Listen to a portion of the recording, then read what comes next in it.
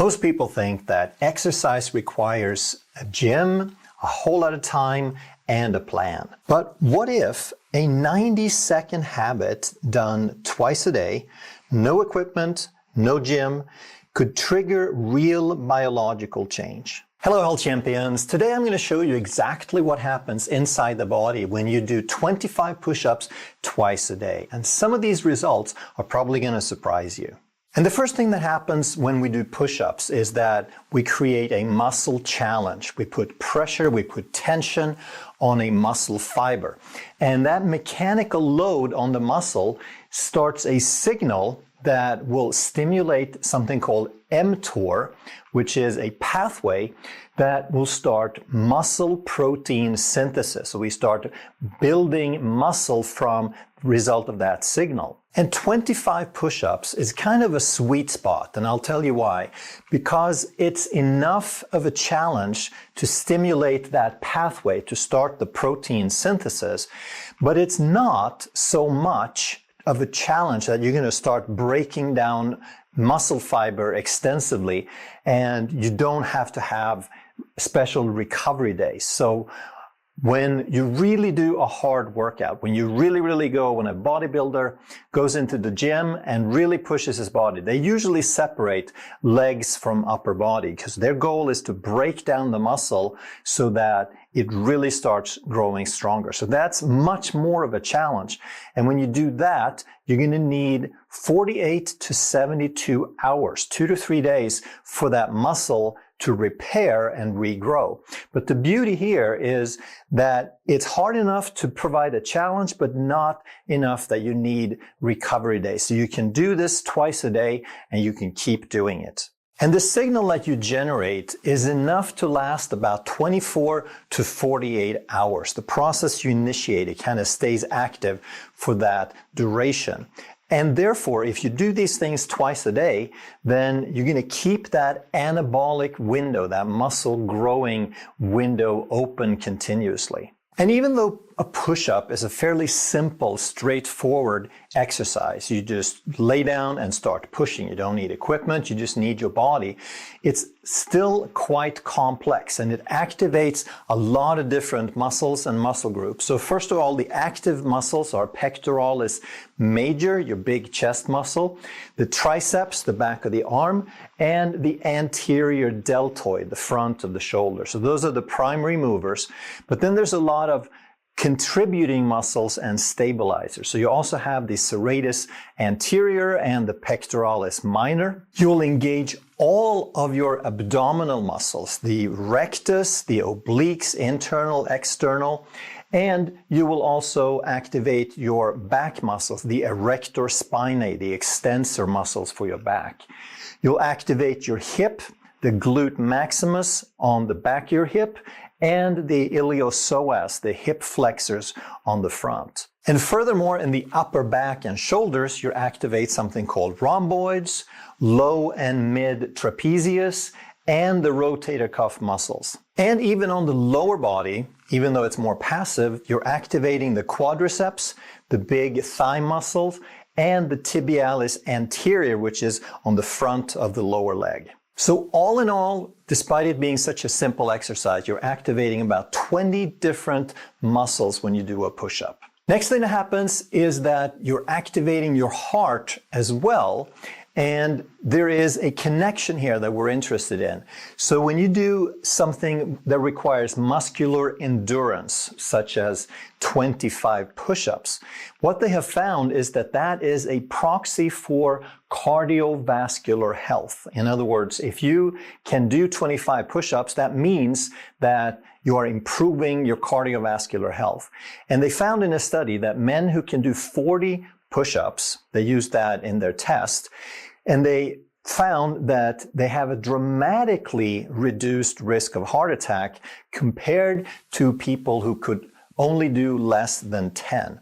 So it's sort of obvious, but it's worth thinking about that it's not just that you have more muscle on your upper body, but you're overall better off, you're healthier, and you reduce your risk of heart attack dramatically. And this came from a Harvard study in 2019. And the reason this works is that when you do your push-ups, the muscles obviously are going to require more blood flow. So you're demanding an increased cardiac output. The heart has to pump more blood to provide that. So therefore, if you do a regular push-ups, now your heart is going to go through an adaptation, and over time it's going to increase its strength and it's going to increase its stroke volume, the ability of how much blood it can pump in a single stroke. There'll also be an effect on blood sugar. And what a lot of people don't realize is that muscles use glucose, but they can do that without the influence of insulin. So normally what happens is that a cell, in order for the cell to take in glucose, so here's your cell, and here we have little glucose molecules that float around after we eat. So we all hear that it requires insulin, and that's true. So when we have the insulin, it doesn't directly bring that glucose in. So there is an insulin receptor, and we have a little insulin molecule fit that receptor. And now what it does, it activates the inside of the cell, something called a GLUT4 transporter. And this is one unit here. And when the insulin attaches, now this transporter travels to the surface of the cell, and it binds, it morphs with the cell surface, and now these glucose molecules can attach and be transported in. And this is called a GLUT4 transporter. But here's the key to understand, that at rest, insulin is the only thing that can activate that GLUT4 transporter. But exercise is the other thing that can activate GLUT4. And it does that independently of insulin. So all you have to do is start moving, and you're activating the same system, the same glucose transporter system, as if you had some insulin present. So what this means, of course, then, is that simply by moving a little bit after a meal, you can reduce the blood glucose and the insulin spikes after a meal, called postprandial, that's after a meal. So you can balance out, you can even out your blood sugar simply by moving a little bit. So now you may be wondering, that you've heard growing up, that, well, you shouldn't exercise after a meal because the digestion and the exercise will compete for the blood. So after a meal, it is true that you do need additional blood, and your body will provide that for your gut for digestion. So there's more blood sent to the intestines. However, the cardiac output is not fixed. So even if we send a little bit more blood to the gut, the heart can still increase its output just a little bit and make sure that we have some for exercise too. Now, the thing to keep in mind is that when you do 25 push-ups, that is not a major workout. It's a very short, it's relatively intense, but it's a short duration, 60 to 90 seconds. So it's not going to require an enormous amount of blood, and it's not going to be enough to upset your digestion. But we also need to understand that it is true that they do compete to a point if the exercise is extreme. So don't go run a marathon after a meal. Next thing that's affected is your brain and your hormones. They'll benefit from doing some push-ups. When you exercise and you do something relatively intense, again, we said it's not a major workout, but it does have some intensity to it. Now you will increase the amount of BDNF, brain-derived neurotrophic factor, which again, I've spoken about a lot. It's like miracle grow for your brain. And when you release increased amounts of that, you will experience an increase in focus, an increase in mood, and an increased ability for neuroplasticity. You can rewire your brain better, you can adapt better, you can learn better. Another hormonal effect is that in the morning, your cortisol is slightly higher. You wake up and your body has released certain hormones to generate energy and some extra blood sugar to get you ready for the day. And cortisol is part of that package. And the reason is so that you can go out and start doing something. So if you do some push-ups, then that's going to channel that cortisol into something productive. It's going to use it for its intended purpose. Whereas if we make cortisol extra and we just sit around, now that cortisol just becomes chronic stress and belly fat. So a good time to do your push-ups is also right away in the morning, or you can also do them in the evening. So if you do the evening set, then you don't want to do it too late. You want to give your body a chance to settle down after that.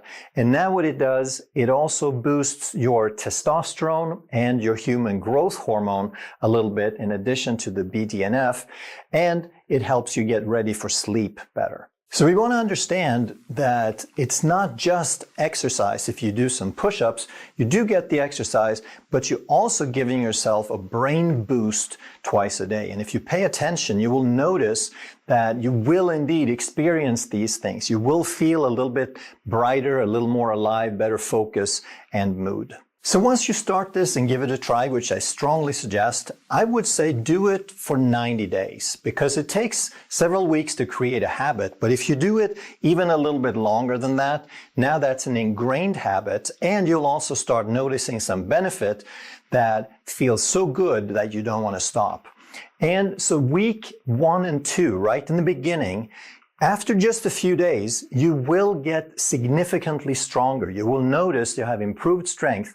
However, all that's happening so far is that you're improving the precision and the timing between the brain signal and the muscle. So you're just timing it and working it better and more effectively. But it's still going to be a while before there is any real muscle growth. You're not going to have any growing muscle fibers yet. The next couple of weeks, 3 and 4, you will experience further increases in muscle strength. It will seem like you're getting stronger, which you are, but there's still no real muscle growth. And in addition to the timing, you're also improving the muscle fiber recruitment. So normally when you do an exercise, even if you lift something really heavy, you're not recruiting 100% of your muscle fibers. You're recruiting a relatively small percentage, and then the muscle fibers take turns. And this is so that you can keep going longer and that you don't wear yourself out. So you don't actually break tissue, which you could because the muscles are that strong. But during this time period, you will get a little bit better. You'll increase that percentage a little bit. And then in month 2 is where you start seeing some actual hypertrophy, some actual muscle growth. And the muscles are getting larger and thicker, but it's on such a small scale that you probably won't see it yet. And there will also be a noticeably improved cardiovascular efficiency. So your heart will pump better and you will get less winded. You won't feel as fatigued from doing exercise. And also your posture will improve because you will training all these postural muscles in addition to an improved shoulder stability. And then in month 3, this process continues. You keep getting stronger, and the muscle growth that started in month 2 now continues to the point where you can notice changes in body composition, an improvement in the sense that you have more lean mass, more muscle to fat ratio, and you probably can tell some differences at this point. And chances are really good that you will improve your sleep quality and you'll have a more stable energy overall. And if you think about it and you add it all up, in 90 days doing 25 push-ups twice a day, that's actually 4,500 push-ups. So that is quite significant. But what if you're not strong enough to do a push-up? Well, I want to encourage you not to use that as an excuse. If you can do a full push-up and you could do 25 of them, great. If you can't, then maybe start with 10 or start with 5 and do them in sets. Maybe do 10 plus 10 plus 5 or 5 times 5 or some combination thereof. But make sure that you get it done and that you get into the habit. What you can also do if you can't do a full push-up with just your arms and your feet touching the ground, you can put your knees down on the ground and do like a half a push-up. And you can also, instead of going all the way to the floor, you can just kind of go halfway for starters.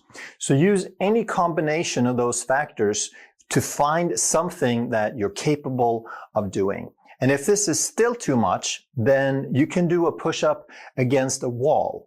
You can do it on your knees against the bed. There's so many different ways that you can do this to lighten the load, but just get into doing it and then improve as you get stronger. Just get the numbers in. And then as you start improving in strength, then you go from doing it on your knees against the bed to doing them on your knees against the floor. And then you start going from doing 5 to 10 to 15 to 25 and so on. You get the idea. And it's also a great idea. I did a video earlier on squats. And if you combine this with the squats, you can do the push-ups and the squats one after the other. That's still a workload that you can handle. And if you do break it up in intervals, then you could do 5 squats and 5 push-ups or something like that. You could obviously, if you're capable of 25, you do them all. But that way you involve more muscle groups and you get more of a benefit. If you enjoyed this video, you're going to love that one. And if you truly want to master health by understanding how the body really works, make sure you subscribe, hit that bell, and turn on all the notifications so you never miss a life-saving video.